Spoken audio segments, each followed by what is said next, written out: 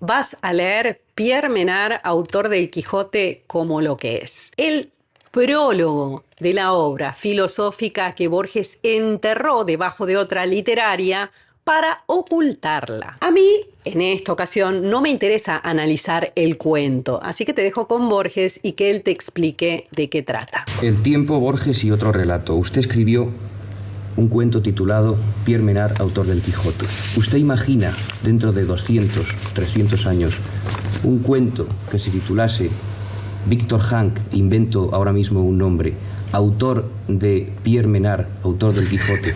Bueno, eso sería un juego a mi manera, ¿eh?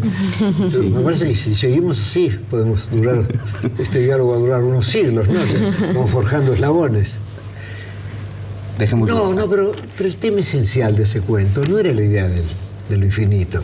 Es la idea de un hombre que es un literato, que al mismo tiempo siente que hay muchos libros en el mundo, acaso demasiados libros, y que quiere dedicarse a la literatura, pero no quiere, digamos, encombrar, no quiere incomodar el universo, abrotar el universo con un libro más. Solo escribe un libro ya escrito. Entonces toma un libro famoso. Y para que fuera gracioso, no puede ser Pierre Menard, autor de Juventud y Golatría, de Pío Baroja, porque casi nadie lo conoce. Tenía que ser un libro muy conocido. Y entonces me pareció que el Quijote, además siempre me gusta saludar al Quijote, si quiere sea de paso, quedaba bien Pierre Menard, autor del Quijote. Ahora, esa broma fue tomada en serio por mucha gente en Buenos Aires. Un amigo mío me dijo, sí, yo he oído hablar de Pierre Menard. Yo dije, naturalmente, pues yo no lo he inventado. Y me dice, sí, dice, ahora sí un loco. Yo creo que sí, es una idea disparatada, ¿no? Y nunca lo desengañé, porque ¿para qué, no? Convengamos que Borges no solo no desengaña, engaña.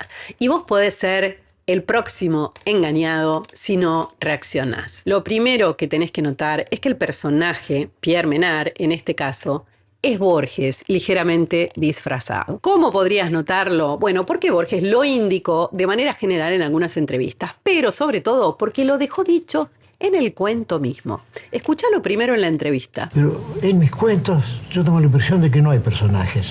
Se entiende que soy yo, ligeramente disfrazado, o quizá no ligeramente. Sí, casi sin disfraz, diríamos. Porque todo lo que yo escribo es autobiográfico. Es decir, todo cuento mío, aunque sea fantástico, corresponde a una experiencia personal y sobre todo a una pasión personal. Yo no concibo que se escriba sin emoción.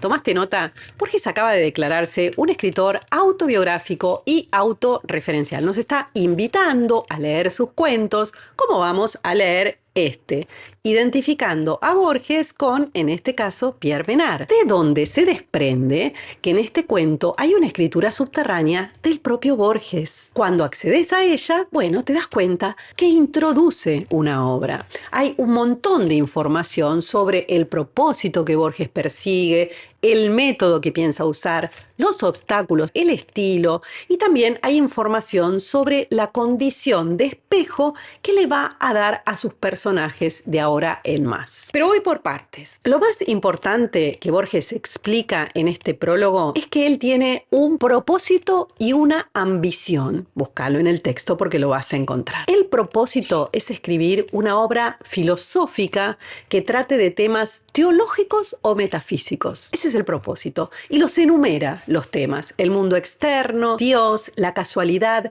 y las formas universales. Cuenta también que piensa excluir las demostraciones tan típicas de otras obras filosóficas. Se va a limitar a las conclusiones que van a estar en este conjunto de cuentos muy divulgado. Esas conclusiones filosóficas no las inventó él, ni son de su autoría. Búscalo porque también lo vas a encontrar. Se trata de antiguos y ajenos pensamientos, escribe Borges. La doctrina hermética es muy antigua, ¿no? Y ya vas a ver que de eso se trata. Bueno, esto en cuanto al propósito de Borges. ¿Cuál es la ambición? La ambición es poder escribir de tal forma que los cuentos y la obra filosófica coincidan palabra por palabra y línea por línea, y que aún así sigan siendo dos obras distintas.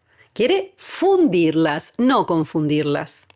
La obra filosófica subterránea, aunque será verbalmente idéntica a la otra, sin embargo, va a ser más rica y más ambigua que los cuentos. Pero no va a estar en otra parte, va a estar en los cuentos. Borges reconoce que la empresa que se propone llevar a cabo es complejísima e inútil. Fútil, escribe él. Por algo, este cuento se llama Pierre Menard, autor del Quijote, como si dijéramos Jorge Luis Borges, autor de una quijotada, en el sentido, bueno, de acción esforzada, desinteresada y en el sentido de esfuerzo vano, ¿no? Acordate de la lucha de Don Quijote con los molinos de viento. Así que a las razones que Borges daba en la entrevista que te hice escuchar, eso de que le gustaba saludar al Quijote y que buscaba hacer reír, además, bueno, sumale esta otra razón. Para tener éxito en esta dificilísima tarea,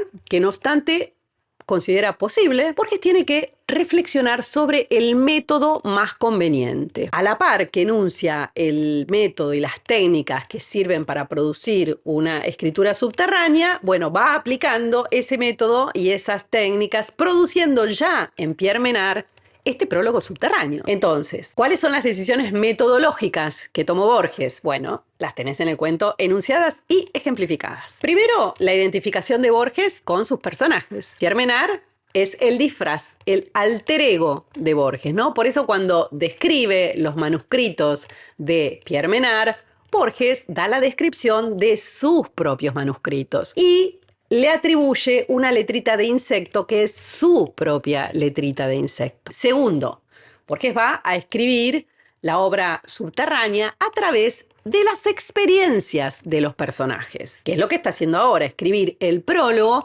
a través de las experiencias de Pierre Menard, ¿no? En los cuentos futuros va a ser lo mismo, aprovechar los personajes para exponer su doctrina filosófica, Sui Pen, Sun Tzu, el bibliotecario de Babel, el babilonio que huye de Babilonia, etc., no están ahí en su propio nombre. Borges todavía no sabe cómo va a hacer Sui Pen, ¿no? Pero ya sabe que tiene que ser funcional a la obra subterránea, ¿no? El títere literario de la obra filosófica que está por debajo. Tercero, Borges va a practicar la escritura simbólica para poder referirse a dos cosas distintas a la vez. Por ejemplo, el Quijote se refiere a la obra de Cervantes en el cuento, pero simboliza la obra que Borges tiene pensado escribir por lo que dijimos, ¿no? Por el esfuerzo quijotesco que implica fusionar dos obras en una. 4.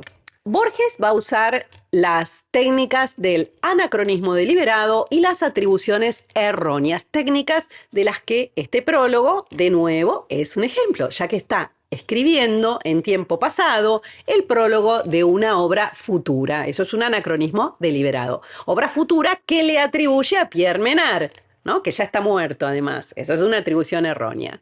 Bueno, usar símbolos, por supuesto, le sirve para amalgamar todo esto sin disonancias, ¿no? Para fundir las dos obras. Borges cree que estas técnicas deberían enriquecer el arte detenido y rudimentario de la lectura, ya que el lector tendría que leer la misma frase de dos maneras distintas, según la refiera a una obra o a la otra, ¿no? A la obra filosófica o a la obra literaria. Por ejemplo, cuando Borges dice la obra visible de Pierre Menard tiene un orden cronológico y la otra no. Referida al cuento, esta frase es un chiste, ¿no? Como Menard plagió al Quijote, bueno, no lo podemos ubicar al Quijote en el listado cronológico de sus obras, porque no es su obra, es de Cervantes y se escribió en el siglo XVII. En cambio, referida al prólogo, esta frase no es un chiste, aporta información. Explica que los cuentos visibles de Borges van a guardar entre sí una relación cronológica y nada más. Pero como capítulos de la obra filosófica van a guardar entre sí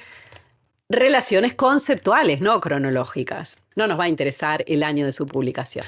Otro ejemplo de doble lectura sería cuando Borges habla de la obra inconclusa de Pierre Menard. También hay que entenderlo en dos sentidos. En el cuento, la reescritura del Quijote quedó inconclusa porque, bueno, Menard se murió antes de terminar el plagio, digamos. En el caso de Borges, bueno, está inconclusa su obra porque está recién por el prólogo, ¿no? Recién está empezando a escribirla, ya la va a terminar, no tuvo tiempo, ¿no? Acordate que todavía es un turco con turbante. Bueno, como dijo Borges, esta forma de escribir podría enriquecer el arte calmo y rudimentario de la lectura o no.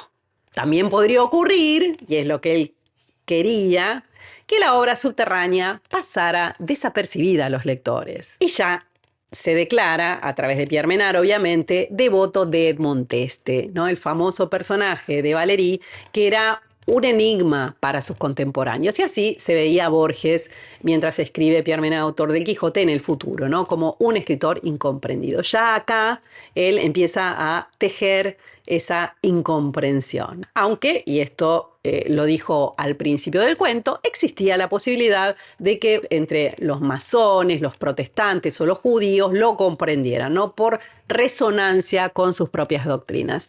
Búscalo porque lo tenés al principio del cuento. Sea como fuere, Borges no le va a facilitar el camino a nadie, ¿no? No piensa dejar evidencia ninguna de su trabajo, ni piensa mostrar a nadie un solo borrador de esta escritura subterránea, ¿no? Aunque obviamente prevé que los borradores se van a multiplicar, va a tener que corregir muchísimo para llegar a la versión final de sus cuentos. Fundir dos obras en una, bueno, no es tarea sencilla. Sin embargo, piensa desgarrar y quemar toda evidencia de esta escritura previa, ¿no? Todo borrador. De manera que los borradores que actualmente tenemos del cuento Pierre Menard, autor de Quijote, son ya últimas versiones, ¿no? Son pasto para la crítica, para los especialistas. Por supuesto, Borges reconoce que en la obra final, en la versión final de cada cuento, van a quedar rastros tenues, pero no indescifrables, de este trabajo. Pero dice, solo un segundo Pierre Menard, o sea, alguien maniático como él, como Borges, podría llegar a descifrarlo, ¿no? Lo cual le parecía muy, muy poco probable. Pero bueno, en esto Borges se equivocaba porque no hicieron falta los borradores que destruyó para que alguien accediese a la lectura de su prólogo subterráneo. Me pude guiar bastante bien yendo, bueno, de conjetura en conjetura y de confirmación en confirmación. Pero como las confirmaciones más potentes y más interesantes son las que llegan de otro lado, ¿sí? Las que llegan desde otra hipótesis, no desde la tuya, yo te voy a pasar un dato para que seas feliz. Si lees el libro de Balderston, Lo marginal es lo más bello, te vas a enterar de que Pierre Menard existió. Fue un grafólogo y psicoanalista francés que escribió La escritura y el inconsciente, psicoanálisis y grafología, libro que Borges obviamente leyó. Y escuchá, el grafólogo Pierre Menard afirma en este libro que las letras grandes y redondas son propias de las personalidades francas, mientras que la letra chiquitita e ilegible, la letrita de insecto que tenía Borges y que le atribuyó a su personaje Pierre Menard, esa letra es propia de los hipócritas. Y yo me imagino que a Borges le habrá encantado usar el nombre del grafólogo como símbolo de dos hipócritas: el personaje que plagiaba a Cervantes y el maligno conturbante que escribía un cuento para camuflar un prólogo. Si querés saber la causa de tanto secretismo, mira el próximo video porque la historia continúa.